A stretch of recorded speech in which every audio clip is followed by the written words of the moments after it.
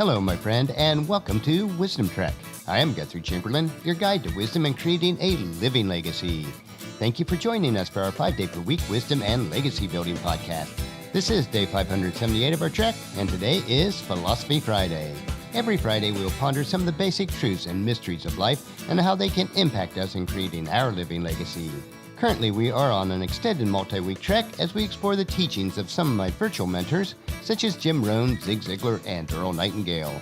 The core of the current trek is based primarily on Jim Rohn's book, The 5 Major Pieces to the Life Puzzle. I have learned a considerable amount from reading and rereading this book on my own trek of life, and I trust that you'll benefit from it also. Keeping in continuity of Wisdom Trek, I have adapted it to the 5 trails on Life's Trek. We are broadcasting from our studios at the Big House in Marietta, Ohio. It has been a rainy but mild week of spring.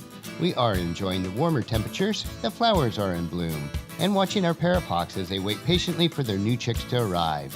The leaves on the smaller trees are just starting to show some green, while the large mature maples and oaks will soon follow.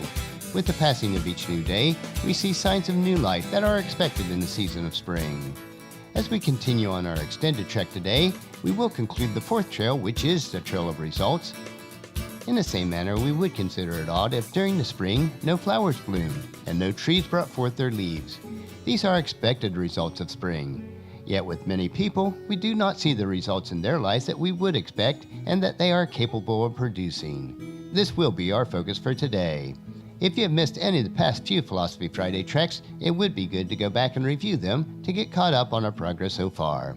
We do have a lot of ground to cover today, so let's break camp and conclude the 4th trail on this extended trek as we cover the 5 trails on Life's Trek, Results Part 8.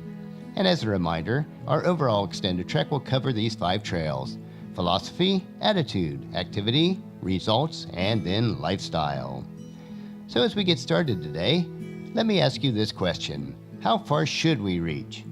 It seems like every life form on this planet strives toward maximum potential. That is, except for human beings. The tree does not grow to half its potential size and then say, "I guess that will do it." A tree will drive its roots deep as possible. It will soak up as much nourishment as it can. It will stretch as high and as wide as nature will allow. And then it will look down as if to remind us how much each of us could become if we would only do all that we can. Why is it that human beings, who are the bearers of God's image, and surely the most intelligent life form on earth, do not strive to achieve their maximum potential? Why is it that we allow ourselves to stop halfway? Why are we not constantly striving to be all that we can be? The reason is simple. By God's grace and design, we have been given the freedom of choice. In most cases, choice is a gift. When it comes to doing all that you can with your abilities and your opportunities, choice can sometimes be more of a curse than a blessing. All too often, you choose to do far less than you could do.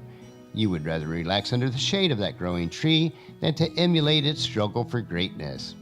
So we want to now explore the 2 choices that we face. Each of us, including you, has 2 distinct choices to make about what you'll do with your life.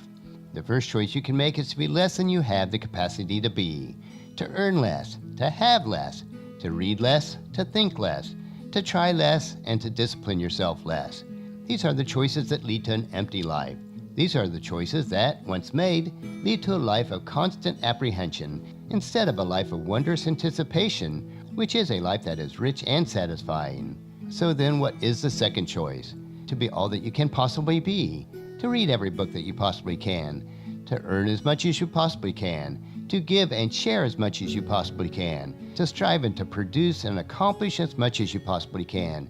All of us have that choice. To do or not to do, to be or not to be all or to be less, or to be nothing at all.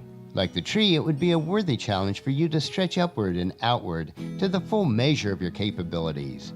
Why not do all that you can, every moment that you can, the best that you can, for as long as you can? Your ultimate life objective should be to create as much as your talent, ability, and desire will permit.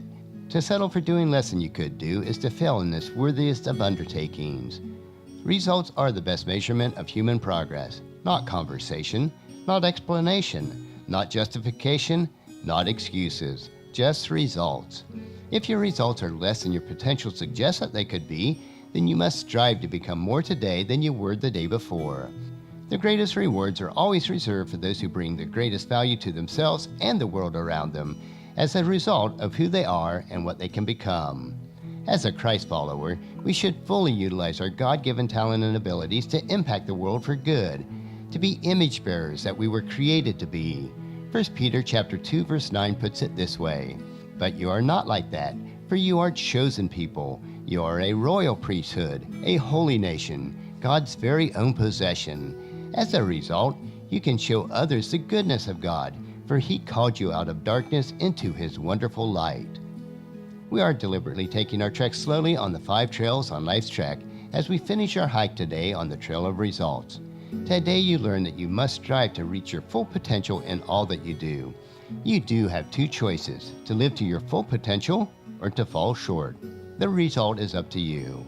Next Philosophy Friday, we will begin our 5th and final trail, the Trail of Lifestyle, where we will invest a few weeks exploring how our lifestyle is an integral part of our trek of life.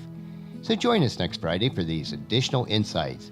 I know that you'll find these insights interesting and profitable in living your rich and satisfying life. Our next trek, though, will be on Monday, where we will continue a series called The Tools in Gramps' Backpack, where we will equip you with the tools needed to impact the lives of others. So encourage your family and friends to join us, and then come along with us on Monday for another day of Wisdom Trek, Creating a Legacy. If you'd like to listen to any of the past daily treks or read their associated journal, they are all available at wisdom-trek.com. You can also subscribe through iTunes or Google Play so that each day's trek is downloaded to you automatically. And I want to thank you so much for allowing me to be your guide, your mentor, but most importantly, I am your friend as I serve you through the Wisdom Trek podcast and journal each day. And as we take this trek of life together, let us always live abundantly, love unconditionally, listen intentionally, learn continuously, lend to others generously, lead with integrity, and then leave a living legacy each day.